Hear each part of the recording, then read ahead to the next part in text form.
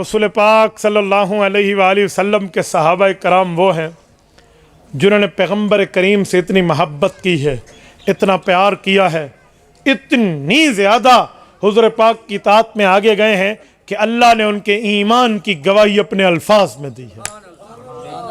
وہ کیا گواہی ہے؟ توجہ رکھنا۔ رب کریم فرماتے ہیں من المؤمنین رجال، بلکہ میں پوری آیت پڑھ کے آپ کی خدمت میں رکھ دیتا ہوں۔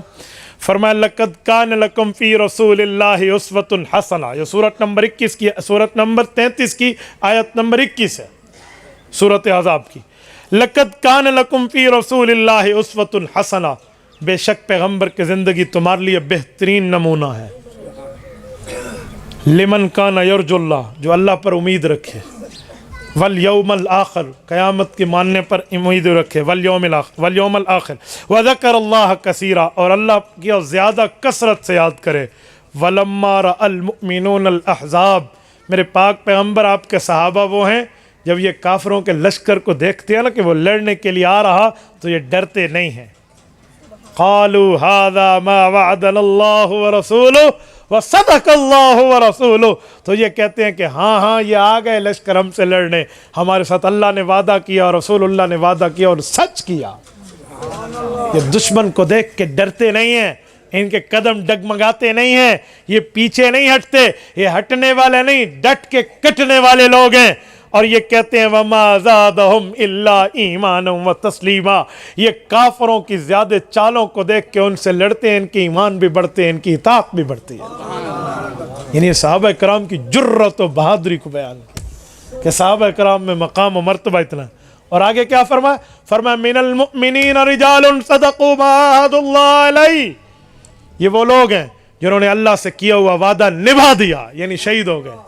کچھ تو یہ ہیں فَمِنْهُمْ مَنْ قَضَى نَحْبَهُ، وعدے کو نبھا کر شہید ہو گئے کچھ، فَمِنْهُمْ مَنْ يَنْتَظِرُ، اور بعض لوگ ابھی بیٹھے ہوئے ہیں کہ وقت آئے گا تو ہم بھی جام شہادت نوش کریں گے، وہ تیار ہیں۔ وَمَا بَدَّلُوا تَبْدِيلًا، اے پیغمبر یہ آپ سے وعدہ کرتے ہیں تو بدلتے نہیں ہیں، آپ سے بات کرتے ہیں تو تبدیلی نہیں کرتے، آپ کے ہاتھ میں ہاتھ دے کر بیعت کرتے ہیں، سوال کرتے ہیں تو اس سوال سے پیچھے ہٹتے نہیں ہیں، جو وعدہ آپ ان سے لیتے ہیں یہ اس وعدے پر پورا رہتے ہیں۔ اگلا جملہ فرمایا قیامت کا دن آئے گا، میں قیامت کے دن کیوں قائم کروں گا؟ لیجزی اللہ الصادقین بصدقہم، میں ان سچوں کو ان کی سچائی پر اجر دوں گا۔ وَيُعَذِّبَ الْمُنَافِقِينَ إِنْ شَاءَ أَوْ يَتُوبَ عَلَيْهِمْ، اور کچھ منافق ہوں گے تو انہیں عذاب دوں گا، معافی مانگیں گے تو معاف کر دوں گا۔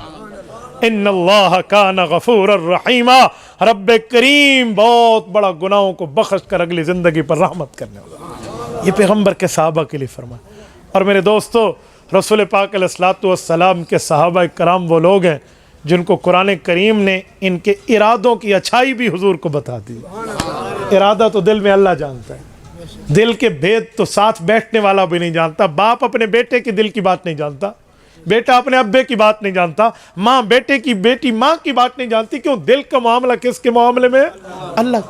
اللہ فرما رہا ہے ان کے دل میں سچائی ہے، اللہ فرما رہے ہیں ان کے دل میں ایمان ہے، اللہ فرما رہے ہیں ان کے دل میں معاملات ٹھیک ہے۔ اور آج ہمیں کوئی بندہ صحابہ کرام کے بارے میں اوپر نیچے کی بات سنائے تو اس کا مطلب ہے وہ قرآن کریم کی ان آیات سے منہ پھیر چکا ہے، اور جو قرآن کی آیات سے منہ پھیرے اسے اپنا علاج خود سمجھ جانا چاہیے۔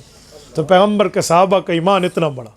تبارك الذي نزل الفرقان على عبده ليكون للعالمين نذيرا